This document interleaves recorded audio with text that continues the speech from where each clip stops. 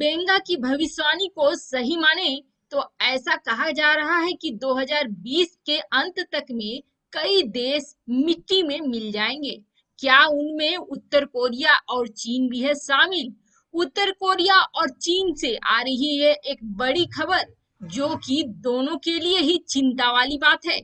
वहीं जो रहस्यमयी बीज चीन से भेजे गए अमेरिका और अब कनाडा को, उसके बारे में चीन ने क्या कहा?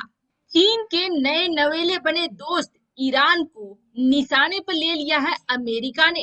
इजराइल के साथ मिलकर क्या करने वाला है कुछ बड़ा? वहीं नेपाल में राजनीतिक संकट अभी भी है बरकरार। आइए जानते हैं इन खबरों को विस्तार से। अमेरिका ने चीन के नए नवेले बने दोस्त ईरान के ऊपर कार्रवाई करने की भी प्लानिंग कर दी है। आजकल ईरान अमेरिका को राहे बगाहे परेशान करने लगा है और अमेरिका को चिढ़ाने के लिए, या ये कहें अमेरिका को चुनौती देने के लिए, उसने अमेरिका के एयरक्राफ्ट कैरियर निमित्ज का एक डुप्लीकेट बनाकर उसे उड़ा दिया। यानी ईरान अमेरिका से पंगे लेने की तैयारी कर रहा है या उकसाने की तैयारी कर रहा है। इन सब के बीच अमेरिका ने भी अब उसे शांत करने की पहल शुरू कर दी है और इस मामले में अमेरिका इजराइल के साथ आ गया है। वैसे आपको बता दें, इजराइल अगले महीने वैसे भी अपने क्षेत्र में कुछ बड़ा करने वाला है। इस बीच अमेरिका के बड़े अफसर इजराइल पहुंच रहे हैं और दोनों में सघन मीटिंग हो रही है। जाहिर सी बात है, इन मीटिंग में यह तय हो रहा है कि कैसे ईरान को संभाला जाए।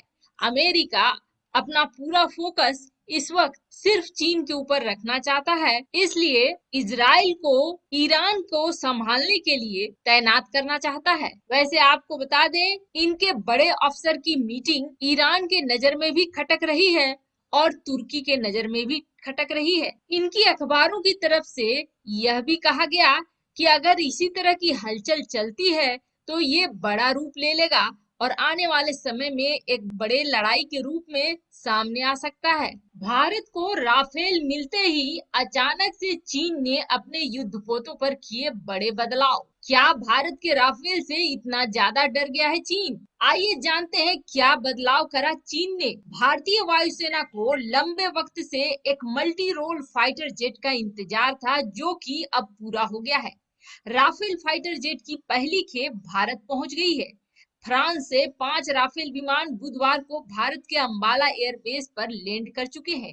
भारत में राफेल की लैंडिंग से चीन इतना घबरा गया है कि उसने तुरंत युद्धपोत पर तैनात फाइटर जेट्स की क्षमता को भी बढ़ा दिया है।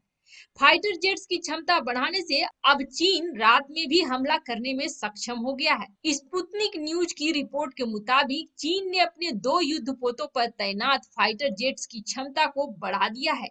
चीन ने लड़ाकू विमान J-15 को अपग्रेड किया है। ये फाइटर जेट रात में रिफ्यूलिंग करने में सक्षम होते हैं। इसे बड़ी रिफ्यूलिंग कैपेबिलिटी भी कहा जाता है, क्योंकि J-15 फाइटर जेट दूसरे J-15 फाइटर जेट को आसमान में ही ईंधन देने में सक्षम होते हैं। इस क्षमता को विकसित करने के बाद अब चीन 24 घंटे किसी भी समय हमला करने के लिए तैयार हो गया है। वैसे आपको बता दें, चीन ने हाल ही में इस फाइट जेट में टेक्नोलॉजी को विकसित करने के लिए कुछ बदलाव भी किए हैं। इसके बाद ही चीन ने अपने युद्धपोत लियाओनिंग और शेंडोंग पर तैनात J-15 को अपग्रेड कर लिया है। वैसे भारत भी पीछे नहीं है। जहां राफेल की तैनाती कर रहा है, तो वहीं हिंद सागर क्षेत्र में युद्धपोत और पनडुब्बियों की बड़ी संख्या में तैनाती भी कर रहा है। चीन भी देशों को परेशान करने में कोई कमी नहीं छोड़ रहा है। अमेरिका के बाद अब कनाडा को भी रहस्यमयी बीजों के पैकेट मिले हैं, जिसे देखकर ऐसा लग रहा है जैसे ये चीन से भेजे गए हैं। कनाडाई फूड इंस्पेक्शन एजेंसी ने कनाडा के लोगों को चेतावनी दे दी है कि इन बीजों का इस्तेमाल न करें। इन बीजों में कोई हमलावर नस्ल हो सकती है या ये खेती और प्राकृतिक क्षेत्रों के लिए नुकसानदेह हो सकते हैं। अज्ञात मूल के बीजों को रोपे नहीं। साथ ही साथ निर्देश दिया गया है कि जो भी व्यक्ति इन बीजों को लेता है, वो फौरन रीजनल कार्यालयों को इस बात की खबर दे और यह भी कहा गया है कि ये पैकेज तब तक अपने पास रखिए जब तक कि इंस्पेक्टर आपसे संपर्क ना करे। साथ ही आगे की टेस्टिंग के लिए उन सब लोगों से बीज इकट्ठे किए जा रहे हैं जिनके पास ये बीज पहुंचे हैं। दूसरी तरफ चीनी विदेश मंत्रालय के प्रवक्ता वांग वेनबी ने मंगलवार को रोजाना की न्यूज ब्रीफिंग में कहा कि डाक सेवा बीज भेजने पर प्रतिबंधों का सख्ती से पालन करती है। चीनी पोस्टल सर्विस की जांच के मुताबिक पैकेज के ऊपर लिखे गए सारे रिकॉर्ड्स के साथ छेड़छाड़ की गई है, जिसने उन सभी को जांच के लिए चीन भेजने को कहा था। वैसे आपको बता दें, अमेरिकी राज्य जिनमें वाशिंगटन और अलाबामा शामिल है, वहां पर ये पैकेट्स मिले हैं। उत्तर कोरिया और चीन के लिए एक बहुत ही बुरी खबर है। उत्तर कोरिया और चीन के बॉर्डर पर कुछ ऐसा हो रहा है जो इन दोनों देशों को साफ करने की क्षमता रखता है। एक ऐसी घटना जो बैठे बिठाए इन दोनों देशों को मिट्टी में मिला देगी। आपको बता दें, चीन और उत्तर कोरिया के बॉर्डर में एक माउंटेन है, माउंटेन पिकटू। यह एक सक्रिय ज्वालामुखी है जो कि चीनी उत्तर कोरियाई सीमा पर चांगबई और बैगदुगन पर्वतमाला का सबसे ऊंचा पर्वत है।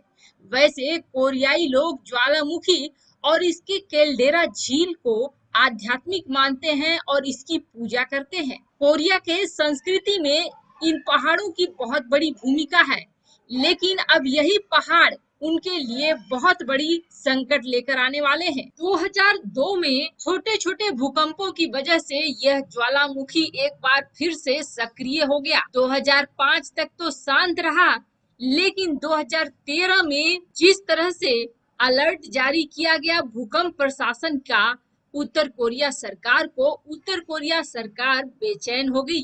उत्तर कोरिया जो कि अपनी सूचनाएं और अपने आप को छिपा कर रखता है, वह मजबूर हो गया और वह अमेरिका और पश्चिमी देशों से मदद मांगने लगा कि अंतरराष्ट्रीय वैज्ञानिक इसकी जांच करें और इससे कैसे निपटा जा सकता है उसको बताएं। जिसकी वजह से अंतरराष्ट्रीय वैज्ञानिकों की एक टीम वहां गई और जब उस वहां पहुंची तो उन्होंने भविष्य में किम और चीनी राष्ट्रपति शी जिनपिंग के लिए बुरी खबर ही दी। उनका कहना था कि जो आंकड़े मिले हैं उससे यह पता चलता है कि माउंट पाटेकू कभी भी फट सकता है और यह काफी सक्रिय है, लेकिन कब और कैसे फटेगा इसके लिए अभी और अध्ययन करनी पड़ेगी। और यह विस्फोट इतना विनाशकारी होगा कि बहुत दूर तक उत्तर कोरिया और चीन को यह प्रभावित करेगा। साथ ही साथ यह अंतरराष्ट्रीय व्यापार मार्गों, वाणिज्यिक एयरलाइन यातायात जैसे चीजों को भी प्रभावित करेगा। वैज्ञानिकों ने यह भी कह दिया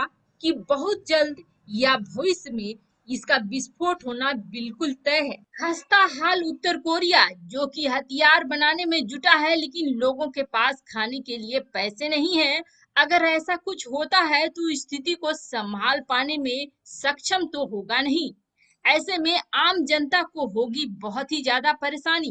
कहते हैं कुछ सजाएं प्रकृति भी देती है, लेकिन प्रकृति का ये मार उत्तर कोरिया और चीन के लिए बड़ा ही भयानक साबित हो सकता है।